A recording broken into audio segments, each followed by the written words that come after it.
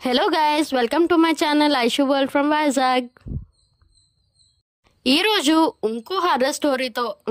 ఇంకో interesting horror స్టోరీతో మీ ముందుకు వచ్చేసా. ఇంకా లేట్ చేయకుండా వీడియోలోకి వెళ్ళిపోదాం. ఆ లోపు సబ్స్క్రైబ్ చేసుకోలేని వాళ్ళు ఉంటే సబ్స్క్రైబ్ చేసుకొని లైక్ చేసి హైప్ చేయొచ్చు కదా ప్లీజ్. ఆ రోజు సాయంత్రం అజయ్ ఇంటికి తిరిగి వచ్చాడు. అతని ఇల్లు పట్నం మంచులో ఉన్న పాత ఇంట్లో ఒకటి. 3 రోజులుగా అతని ఫ్లాట్మేట్ విజయ్ గ్రామానికి వెళ్ళాడు. ఇల్లంతా ఖాళీగా ఉంది, నిశ్శబ్దంగా కూడా ఉంది. గదిలోకి వెళ్తూనే అతనికి ఒక అనుభూతి వచ్చింది, తనను ఎవరో చూస్తున్నారని. అతను ఆ ఊహను పక్కన పెట్టి ఇదంతా నా మనసులో అనుకుంటుందేమో అనుకున్నాడు.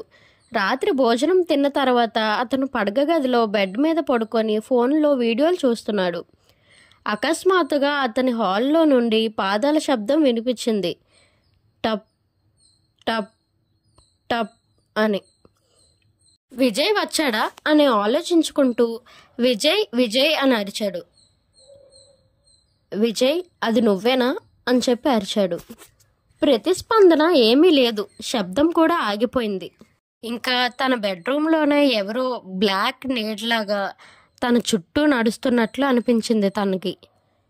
గబగబా బెడ్ మీద నుంచి లేచి అజయ్ హాల్లోకి వెళ్ళి లైట్ వెలిగించాడు. ఎవ్వరూ లేరు. ద్వారం బోల్ట్ కూడా వేసే ఉంది. డోర్ కూడా వేసి ఉండటంతో బహుశా పక్కింటి నుంచి సౌండ్స్ వస్తున్నాయేమో అనుకున్నాడు. తిరిగి పడుకోవడానికి వెళ్తే అతని దృష్టి పడక గది కిటికీ మీద పడింది. కిటికీ తెరిచి ఉంది, కానీ అతను దాన్ని మూసేసి ఉండాలని గుర్తు. ఆల్రెడీ మూసేశాడు అనుకుంటున్నాడు. భయంతో అతని గుండె దడదడలాడింది. జాగ్రత్తగా వెళ్ళి కిటికీని మూసేశాడు. ఇంకా ఆల్రెడీ మూసిన కిటికీని ఎవరు తెరిచి ఉంటారు అని ఆలోచించుకుంటూ తిరిగి బెడ్ మీదకి వెళ్ళేసరికి అతని ఫోన్ బెడ్ మీద లేదు. అది బెడ్ మీద ఉండాలి, కానీ అక్కడ లేదు. ఇంకా ఆ బెడ్రూమ్ అంతా వెతికాడు అజయ్. ఫోన్ బెడ్ కింద పడి ఉంది. వెనక్కి వంగి ఫోన్ తీసుకునే సమయంలో అతని చూపు బెడ్ కింద పడింది. బెడ్ కింద చీకట్లో 2 చీకటి కళ్ళు అతన్నే చూస్తున్నట్లు కనిపించాయి. ఇంక భయంతో అజయ్ వెనక్కి తూలాడు. భయంతో చుట్టూ ఏదేమైనా ఆయుధం దొరుకుతుందేమో అని చుట్టూ వెతికాడు.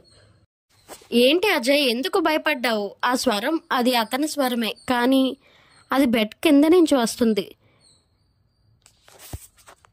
నేను నిన్ను బాగా చూసుకుంటాను అన్నాడు ఆ స్వరం మళ్ళీ.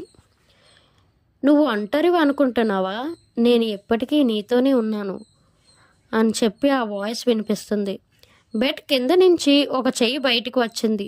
అది అజయ్ చేయలాగే ఉంది, కానీ అది మట్టిలో ఉన్నట్లు ఆ చెయ్యి అంతా మట్టి మట్టిగా ఉంది.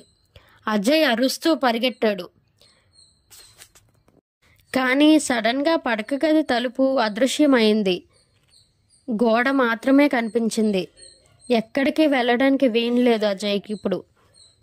ఎక్కడికి వెళ్తున్నావు స్నేహితుడా అని ఆ స్వరం అన్నది. ఇప్పుడు అది బెడ్ పైనుంచి వినిపించింది.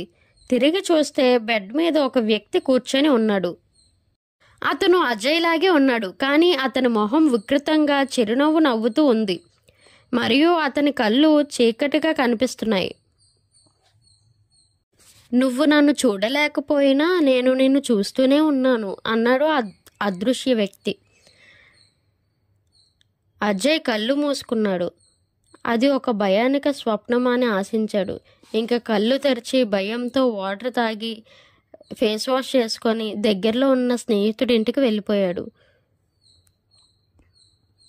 మీ ఫ్రెండ్స్ బ్యాచ్లో ఎవరికైతే హర్రర్ స్టోరీస్ ఇంట్రెస్టింగ్గా వింటారో లేదా ఇంట్రెస్టింగ్గా చూస్తారో వాళ్ళకి ఈ వీడియోని షేర్ చేయండి. మీ లైఫ్లో ఏమైనా హర్రర్ ఇన్సిడెంట్స్ కానీ స్కేరీ ఇన్సిడెంట్స్ కానీ జరిగితే ఐషు వరల్డ్ ఫ్రమ్ వైజాగ్కి మెయిల్ పెట్టేయండి. నా మెయిల్ ఐడి aishuworld21@gmail.com. తప్పకుండా వీడియోస్ చేసి పోస్ట్ చేస్తా. ఈ హర్రర్ కంటెంట్ మీకు నచ్చుతుందని అనుకుంటున్నా. నచ్చితే ఐషు వరల్డ్ ఫ్రమ్ వైజాగ్ని సబ్స్క్రైబ్ చేసుకోవచ్చు కదా ప్లీజ్.